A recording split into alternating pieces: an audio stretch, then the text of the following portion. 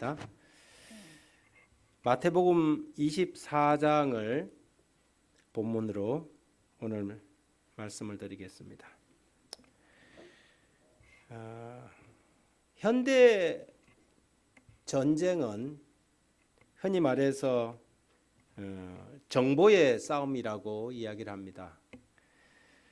미국이 세계 최강국인 까닭은 그들이 가진 정보력 때문입니다. 수많은 인공위성을 가지고 시시각각으로 모든 나라에서 벌어지는 일들을 일일이 체크하고 있지요. 지금 우주에서 정지 혹은 움직이고 있는 이 인공위성이 10,000개가 넘어간다고 합니다. 그 가운데 한반도 위를 지나는 인공위성만 800개라고 하니까 2분 만에 우리 머리 위로 인공위성이 하나씩 지나간다고 보면 되는 것입니다. 우리나라에서 쏘아 올린 그 아리랑 인공위성의 카메라 화소가 어느 정도 되느냐 하면 땅 위에 가로 세로 30cm까지 물체를 확인할 수 있다고 그럽니다. 그러니 땅 위에서 움직이는 모든 것들은 다 감지가 된다고 볼 수 있는 것이지요. 이 대한민국이 범죄를 저지른 죄인들이 이 검거율이 세상에서 가장 높은 나라 중에 하나입니다. 이유가 뭔지 아십니까? 가장 큰 공헌자는 CCTV입니다. 경찰들이 전국의 CCTV 그 도로에 있는 CCTV를 한눈에 다 볼 수가 있고, 그리고 지방도로 또 무슨 뭐 지방도로뿐만 아니라 구도 뭐 모든 도로에 CCTV들이 다 설치되어 있어서 이 범죄자들의 동선을 한눈에 알아차릴 수 있는 것이죠. 그러니 도망갈래야 도망갈 수가 없고, 거기에다가 우리 또 대한민국 사람들은 차마다 다 블랙박스를 장치해 갖고 있어 갖고 뭐 어디에 걸리든지 걸릴 수밖에 없는 그런 상황인 것입니다. 과거에는 사람들의 눈을 피해서 나쁜 짓을 저질렀지만 이제는 사람들의 눈을 피할 수가 없습니다. 지난 이 베이징 동계 올림픽 이전부터 미국은 러시아의 움직임을 주시해 왔었습니다. 평소의 움직임과는 아주 다른 모습이 포착되었지요. 2월 초부터 미국은 계속해서 러시아가 우크라이나를 침공할 것이라고 경고했습니다. 러시아의 병력 70%가 우크라이나 국경지대로 옮겨간 것을 하나하나 확인하고 있었기 때문입니다. 2월 6일자 AP통신은 이렇게 적었습니다. 러시아가 우크라이나를 침공하기 위한 병력의 70%인 11만 명을 국경에 직결시킨 것으로 파악되었다. 토니 블링컨 국무장관, 로이드 오스틴 국방장관, 에브릴 헤인스 국가정보국장 등 바이든 행정부의 외교 안보 핵심 인사들은 지난 3일 우크라이나 현재 상황과 관련해 이 같은 내용을 의회에 비공개로 보고했다고 보도했다. 보도에 따르면 바이든 행정부는 러시아가 이번 주에 필요한 병력의 70%인 83개 대대 병력 11만 명을 배치했고 추가적으로 14개 대대가 국경으로 이동하고 있다고 보고했다. 또 미국은 블라디미르 푸틴 러시아 대통령이 우크라이나 전체 국토를 장악하기 위해 작년 가을부터 병력을 증강시키면서 총 110개 대대 15만 명의 병력이 필요하다는 결론을 내렸다고 분석했다. 다만 바이든 행정부는 푸틴 대통령이 전쟁을 최종 결정하지 않은 것으로 분석하지만 러시아가 2차 세계대전 이후 최대 규모의 지상작전을 펼칠 수 있는 것을 모으는 것을 보았다고 분석했습니다. 침공 가능 시기에 대해서 기후 조건을 고려하고 베이징 동계올림픽이 끝나는 2월 말로 미국 측은 예상했습니다. 그리고 그 예상은 적중했지요. 이 전쟁이 일어나면 민간인만 2만 5천 명에서 5만 명이 사망할 수 있다고 내다봤습니다. 그리고 그 전쟁은 지금 현재 진행 중에 있습니다. 유럽 국가들과 다른 나라들 사람들은 설마 했습니다.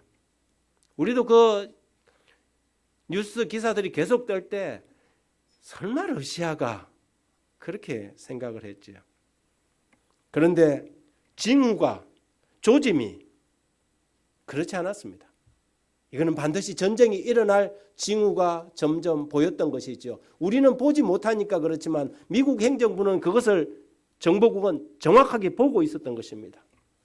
평소와 전혀 다른 움직임들이 있었던 것이죠.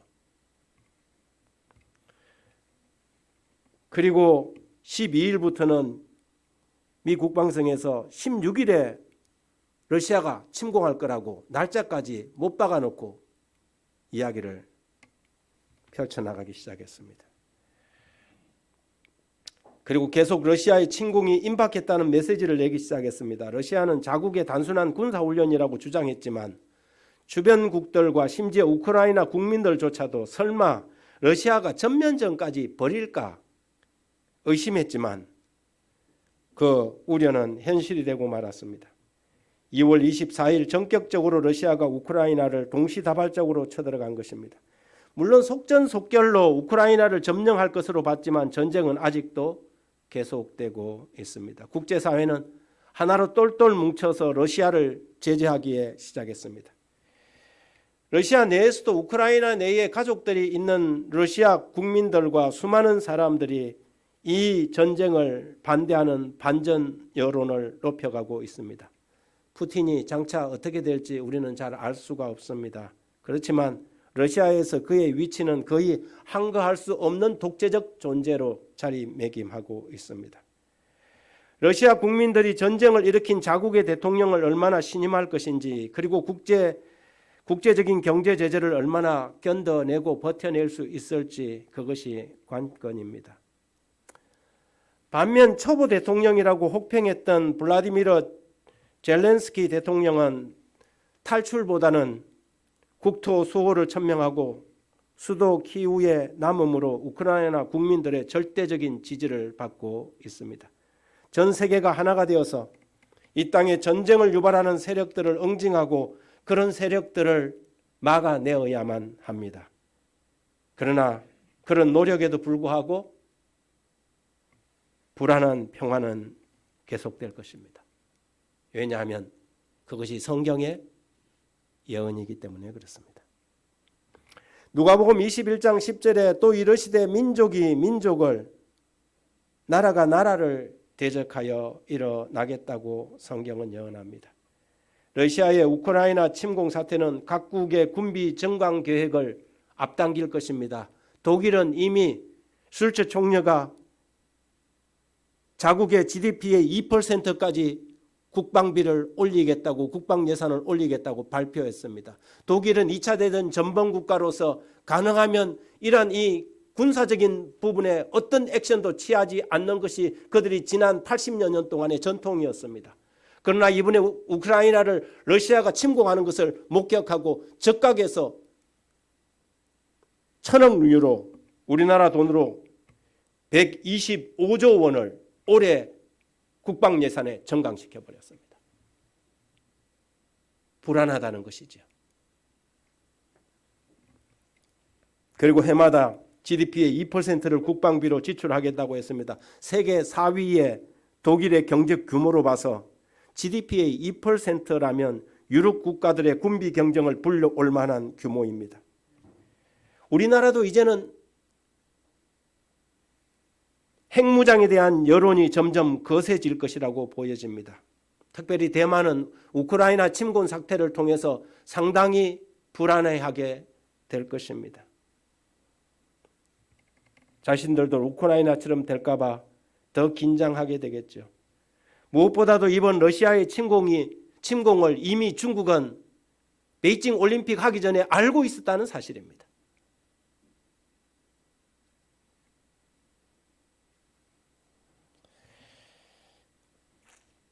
그리고는 간접적으로 러시아를 지금도 지원하고 있습니다. 대만은 불안해하고 있는 것입니다.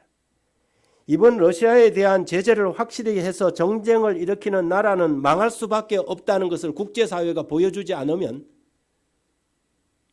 향후 세계 정세는 어떻게 흘러갈지 아무도 모르는 것입니다. 중국도 비슷한 충동에 휩싸일 수 있을 것입니다. 핵무기를 가지고 있는 나라가 작은 나라를 쳐들어가서 괴롭히면 세계는 그냥 3차 세계대전을 각오하지 않는 이상, 핵전쟁을 각오하지 않는 이상, 그래서 이번에 푸틴이 핵전쟁 이야기를 꺼낸 것입니다. 아무것도 하지 못하는구나. 네, 맞습니다. 미국과 서방 세력들은, 서방 세계들은 그것 때문에 전쟁을 일으킬 마음은 전혀 없습니다. 그러나 전쟁을 그렇게 일으킨 나라가 세상에서 경제적으로 살아남을 수 없다는 것을 온 세계는 보여주어야 합니다. 남의 나라 땅덩어리 좀 얻었지만 결국에는 망해서 깡통 거지 나라가 될 수밖에 없다는 것을 철저하게 가르쳐주지 않으면 이 세상은 굉장히 불안한 세계로 접어들게 되겠지요. 지금까지 제가 말씀드린 것은 세상의 역사적인 관점에서 이번 우크라이나 사태를 살펴본 것입니다. 그리스도인의 시각에서 그러면 우리는 어떻게 봐야 할까요? 우리는 세상이 보는 시각과 전혀 다른 관점과 시각을 가진 사람들이 아닙니까? 이 세상의 역사가 하나님의 예언을 성취해 가는 과정이라는 사실을 우리는 너무나 잘 알고 있습니다. 지금까지 세상은 하나님이 예언한 대로 이어져 왔습니다. 성경은 이사야 46장 10절에서 내가 시초부터 종말을 알리며 아직 이루지 아니한 일을 옛적부터 보이고 이르기를 나의 뜻이 설 것이니 내가 나의 모든 기뻐한 일을 이루리라. 하나님은 그런 분이십니다. 그러기에 그분의 예언은 언제든지 역사를 통하여 증명되어 왔습니다. 처음부터 끝까지를 알고 계신 하나님은 성경을 통하여 세상 역사가 어떻게 흘러갈 것인지 이미 예언하셨습니다. 그리고 그 예언의 징조 가운데 하나가 마태복음 24장 7절에 있는 민족이 민족을 나라가 나라를 대적하여 일어나겠고 곳곳에 기근과 지진이 있으리라는 것입니다. 비록 이것이 끝은 아니지만 재난의 시작을 알리는 경고의 표시가 될 것이라고 했지요. 그리고 수많은 마지막 시대의 징조들을 말씀하셨습니다. 그리고 그 모든 징조들이 지금 우리가 살아가는 이 시대를 가리키고 있습니다. 누가복음 21장에는 난리와 소요의 소문을 들을 때에 두려워하지 말라. 이 일이 먼저 있어야 하되 끝은 곧되지 아니하리라. 또 이르시되 민족이 민족을 나라가 나라를 대적하여 일어나겠고 곳곳에 큰 지진과 기근과 전염병이 있겠고 또 무서운 일과 하늘로부터 징조들이 있으리라. 여러분, 이 말씀이 지금 이 시대가 아니면 어느 때를 가리킨다는 말입니까? 지금 우리는 그 징조의 가운데 서 있는 것입니다. 세계 곳곳에서 민족 분쟁과 국가 분쟁이 끊이지 않고 있습니다. 푸틴은 서방 세계를 향해 핵 공격까지 운운하며 협박하고 있습니다. 여전히 코로나는 우리 곁에서 떠나지 않고 세계적인 팬데믹을 유지하고 있고 더욱이 지난 한 주간은 우리나라가 세계에서 최고의 확진자를 찍는 그런 국가가 되고 말았습니다. 지금이 바로 이때인 것입니다. 그렇다면 그런 징조들을 주신 후에 주님께서 제자들에게 하신 말씀이 무엇인 줄 아십니까? 그런 마태, 마가, 누가 이 마지막 예수님의 재림의 징조의 말씀 기별들을 주고 난 다음에 반드시 붙이는 메시지가 뭔지 아십니까? 그것은 깨어 있으라는 것입니다. 예비하고 있으라는 것입니다. 그러므로 깨어 있으라. 어느 날 너희 주가 임할런지 너희가 알지 못함이라.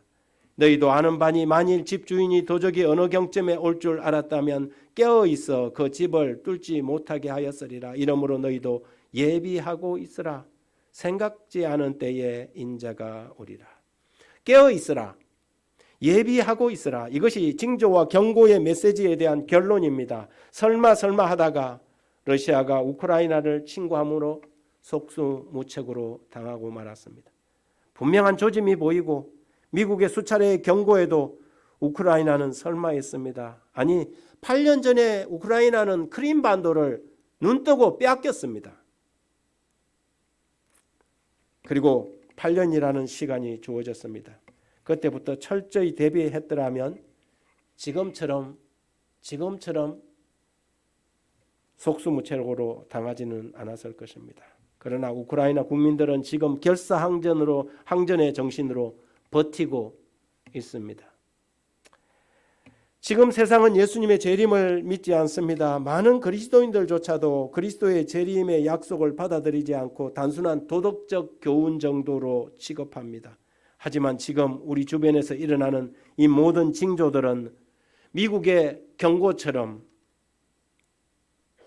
그날이 가까이 다가오고 있다는 메시지를 연일 보내고 있는 것입니다.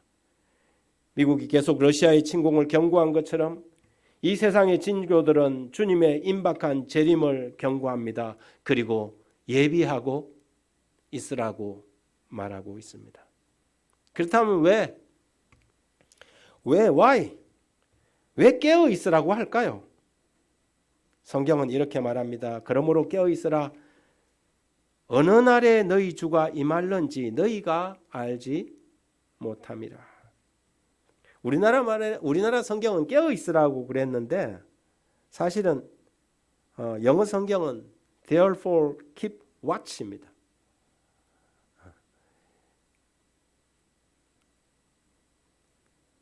지켜보고 경계하라는 것이죠.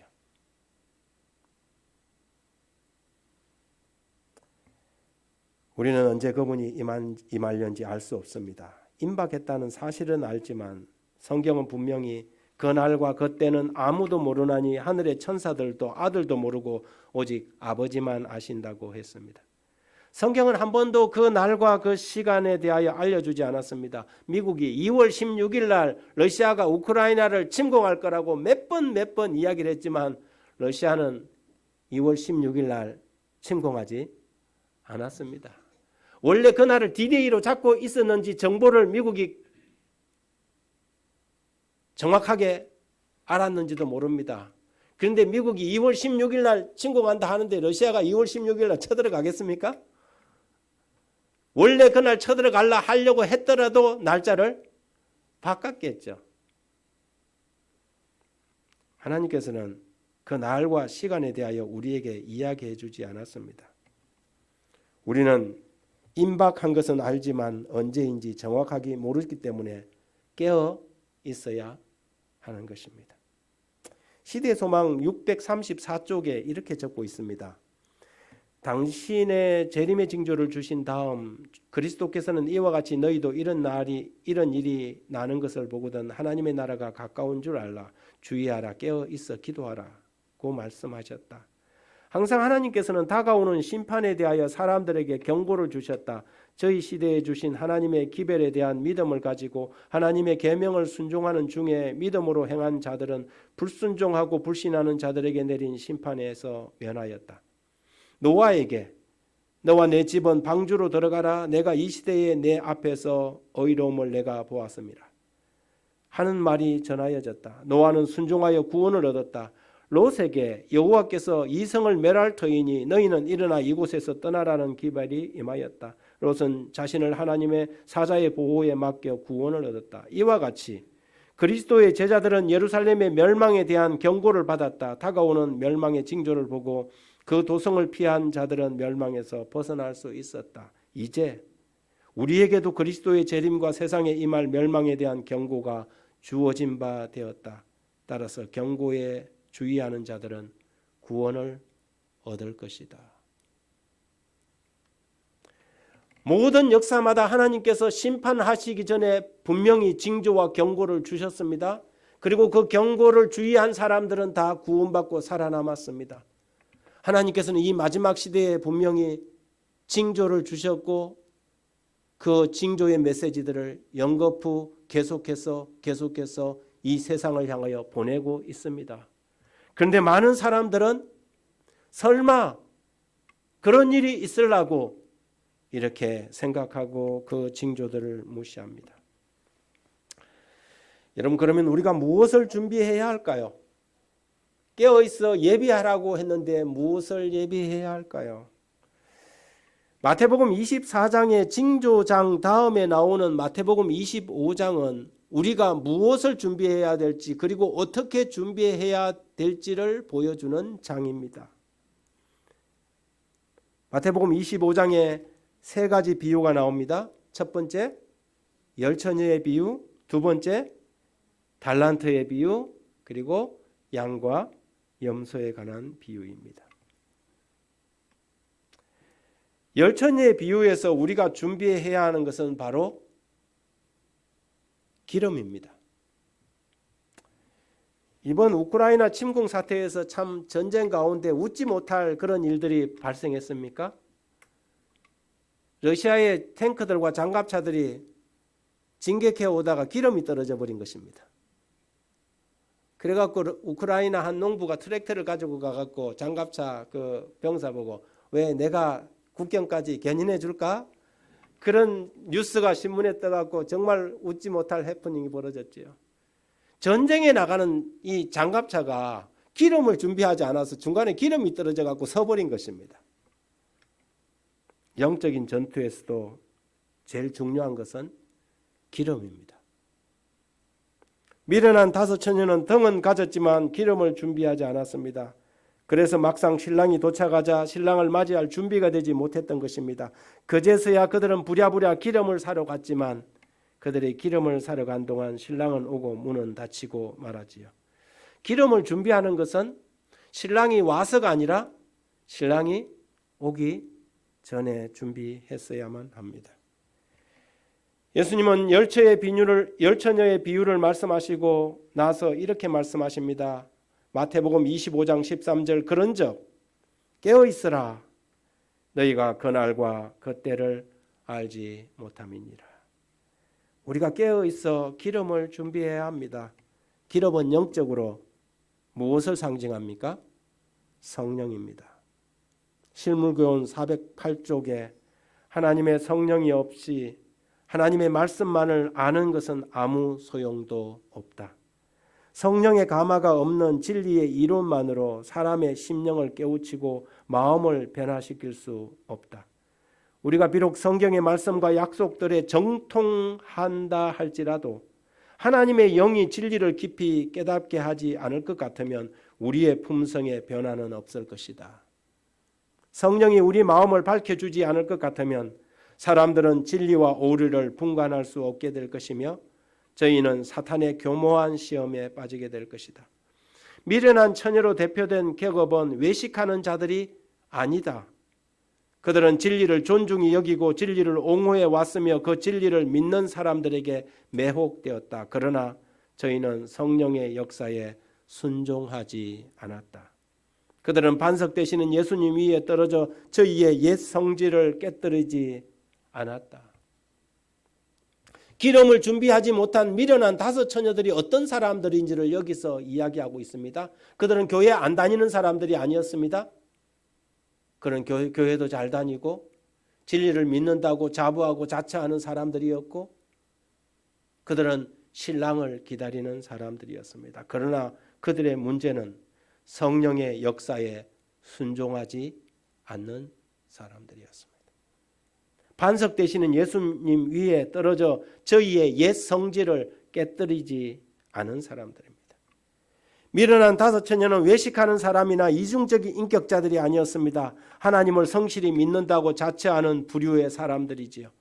그들의 문제는 성경 연구를 게을리하거나 교회가 가르치는 교리를 잘 몰랐기 때문이 아닙니다. 저들은 이 모든 것에 정통한 사람들이지만 그들에게 성령은 없었습니다.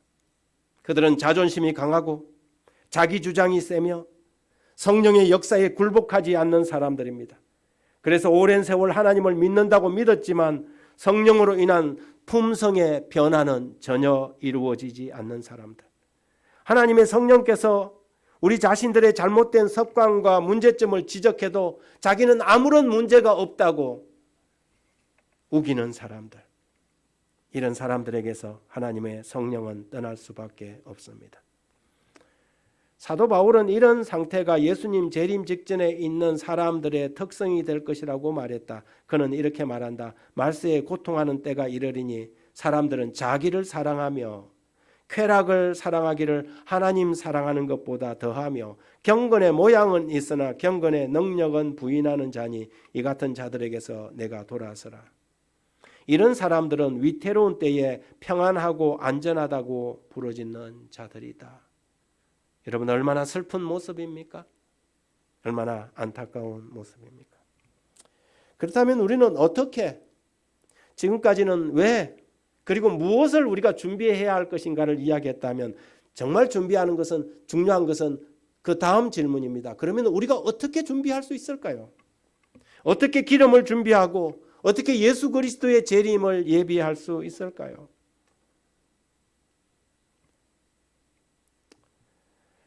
그에 대한 대답은 예수님이 주신 비유 가운데 마태복음 25장의 열처녀의 비유 다음에 나오는 달란트의 비유와 양과 염소의 비유가 그 대답을 내고 있습니다.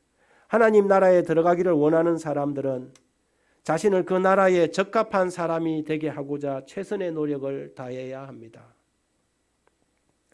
여러분, 우리는 천국에 합당한 사람들일까요? 여러분, 이것은 굉장히 중요한 질문입니다.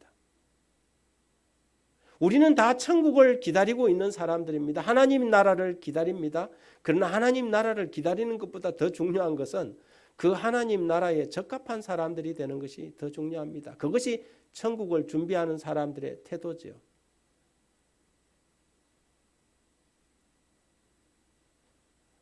여러분, 우리나라 인구가 계속 아무리 줄어도 외국에서 범죄 경력을 가진 사람들을 우리나라에서 대한민국 국민으로 받아주겠습니까? 받아두지 않죠. 그 사람 오면 위험하니까. 그렇죠? 여러분, 우리가 하나님 나라의 백성이 되고자 하는 사람들이라면 우리가 하나님 나라에 적합한 사람이 되는 것이 중요합니다.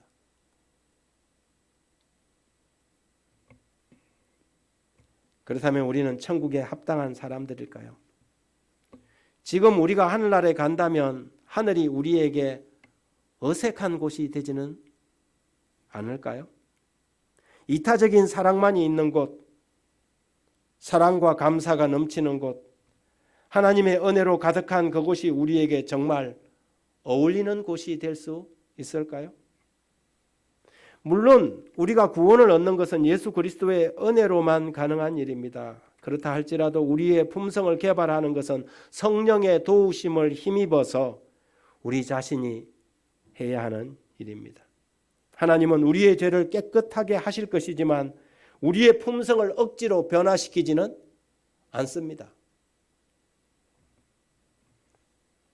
우리는 우리에게 주어진 모든 달란트들, 즉 재능과 시간과 말과 행동, 그리고 우리가 가진 재물을 활용해서 우리가 하늘에 적합한 사람이라는 사실을 증거해야 합니다. 우리는 결코 우리의 이기심을 만족시키는 나태한 삶을 살면서도 하늘이 여전히 우리에게 보장되어 있다고 태평하게 말할 수는 없는 것입니다. 실물교훈에 이렇게 적습니다. 누구도 이기적인 생애를 살고 이기적 욕망을 만족시킨 다음에 저희 주님의 즐거움에 참여할 수 있다는 생각을 갖지 않도록 하라. 그들은 이기심이 없는 사랑의 기쁨에 참여할 수 없을 것이다. 그들은 하늘나라에 합당치 못한 자가 된다. 그들은 하늘에 가득 차 있는 순결한 사랑의 분위기를 즐길 수 없을 것이다. 이기적인 사람들, 자기밖에 모르는 사람들, 타인의 아픔은 관심이 없고 자신의 상처만 매만지고 사는 사람들, 남에게 지고 나면 억울해서 잠을 못 자는 사람들, 내가 당한 것만큼 반드시 대갚아 줘야만 속이 후련한 사람들, 이런 사람들이 하늘에 보내놓으면 하늘이 정말 천국이 될까요? 그런 사람들에게 하늘이 어울릴까요? 아닙니다. 그런 사람들에게 하늘은 천국이 아니라 아주 불편한 곳이 되겠지요. 말씀을 묵상하면서 받은 은혜를 나눌 것은 없는데 남의 허물 나무에 뒷담화 어찌 그리 잘하는지 하루 종일 해도 시간이 부족한 사람들이 있습니다. 톰 레이런하는 목사는 교회에서 성도가 뒷소문을 일으키는 악습이 교회 단계를 파괴하는 가장 교활하고 엄흉한 죄라는 점을 지적한다. 그리고 목회와 사역은 모든 사람을 세우는 데 초점이 맞춰져 있지만 뒷담화는 결국 자기를 내세우며 자기를 만족시키는 행위라고 경고했습니다. 일단 소문이 퍼지면 틀린 사실이라도 바로잡기 아주 힘들기 마련이다. 그래서 뒷말과 험담은 목표가 되는 사람뿐 아니라 소문을 퍼뜨리는 사람에게도 타격을 준다고 레이너 목사는 강조했다. 만약 누군가 당신에게 다른 사람에 관한 루머를 전한다면 그 사람은 분명히 당신에 대한 소문도 다른 사람에게 퍼뜨릴 것이라는 사실을 명심하라. 그러면서 헌담과 뒷담화를 두 가지 측면의 죄라고 지적했는데 하나는 우월감, 즉 교만이며 다른 하나는 우상 숭배라고 지적했습니다. 그러니 이런 사람들이 하늘나라에 가면 험담거리가 없어서 무슨 재미로 살겠습니까?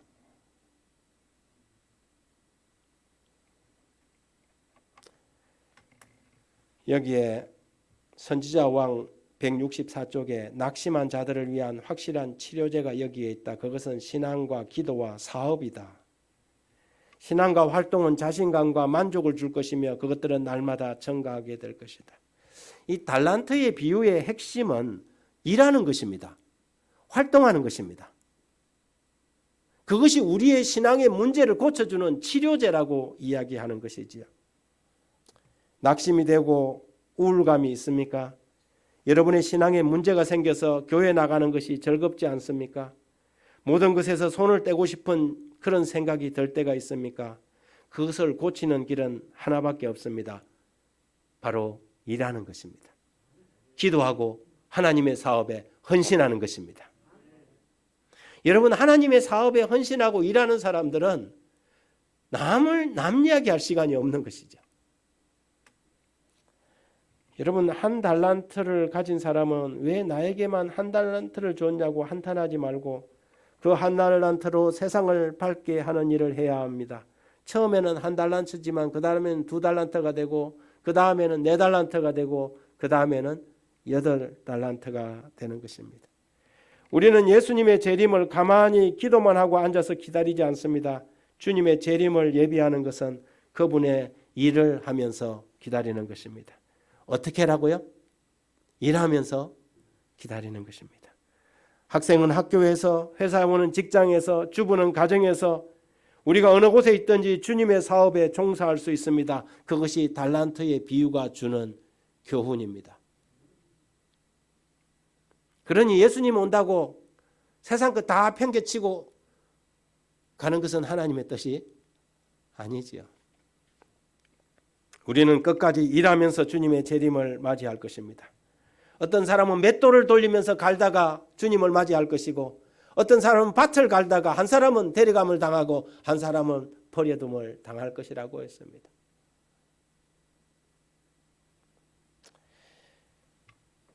그리고 천국을 위해 준비하는 방법은 양과 염소의 비유처럼 나누는 삶, 곧 사랑을 실천하는 삶을 사는 것입니다. 우리 그리스도인들의 삶의 일정 부분을 우리 주변에 가난하고 어려운 사람들을 위하여 나누는 삶을 우리는 반드시 계획해야 합니다. 여러분은 여러분의 급여와 생활비 가운데서 얼마만큼을 가난한 사람들과 나누고 있습니까? 얼마를 실천하고 있습니까? 매달 월급에서 1,000원씩을 떼서 시각장애인 1,600명에게 개안시설을 시켜준 어느 회사에 이삭죽기 회원들 858명이 있었습니다. 또 홀로 사는 노인을 양어머니로 삼고 19년째 박봉을 쪼개가며 복량해 오고 있는 어느 소방관의 이야기도 있습니다. 버려진 신발을 틈틈이 정성껏 수리해서 무이탁 노인들 500명에게 전달한 3명의 구두 수성공들의 이야기도 있습니다. 그런가 하면 이름 없는 보통 할머니들의 장학금 기탁 이야기도 있습니다. 배우지 못한 탓이었을까요? 그들은 행상의 노점상, 삭바느질, 구멍가게, 김밥 장사, 젓갈 장사, 화장실 청소로 평생을 힘들게 모은 재산을 가난한 사람들에게 또 혹은 학교에 기탁했습니다. 수천만 원에서 많게는 50억의 큰 돈을 쾌척했습니다. 그리고 그 좋은 일을 한 결과로 그들이 받은 반대급부는 행복감이었습니다. 예수를 믿고 믿음으로 구원 얻는 교리도 알지만 잘 살면서 평생 자기 가족, 자기밖에 모르는 삶을 살아온 사람과 비록 교리는 좀 잘 모르지만 어렵고 힘든 사람을 보면 내일처럼 돕고 그들과 함께 웃고 울면서 사는 사람 중에 누가 하늘에 갈 가능성이 더 많을까요? 성경은 이렇게 적었습니다. 마태복음 25장 45절에 이에 임금이 대답하여 이르시되 내가 진실로 너희에게 이르노니 이 지극히 작은 자 하나에게 하지 아니한 것이 내게 하지 아니한 것이니라 하시니라. 그들은 영벌에 의인들은 영생에 들어가리라. 여기서 임금이 두 부류로 갈라놓은 기준은 교리를 얼만큼 잘 아느냐, 잘 이해했느냐, 혹은 교회에서 어떤 중요한 직분을 가졌느냐가 아니라 지극히 작은 자들에게 무엇을 했느냐, 그것이었습니다. 신랑이 되신 주님이 오실 시간이 점점 다가오고 있습니다. 그런데 우리는 지금 천국을 위해 준비되고 있는 것일까요? 신앙은 지식이 아니라 삶이라는 것을 기억할 필요가 있습니다. 기도하겠습니다. 하늘에 계신 아버지 하나님, 오늘 우리는 다시 한번 이 마지막 시대를 향한 경고의 기별, 징조의 소식들을 듣고 있습니다. 그 징조의 한복판에서 우리가 무엇을 어떻게 준비하고 살아가야 할지 깨어있는 그리스도인으로 오시는 주님의 재림을 예비할 사람들로 오늘 우리에게 주신 말씀을 우리의 가슴에 새깁니다. 주님, 나누며 살게 하시고 일하며 살게 하여 주시옵소서. 예수님 이름으로 기도드립니다.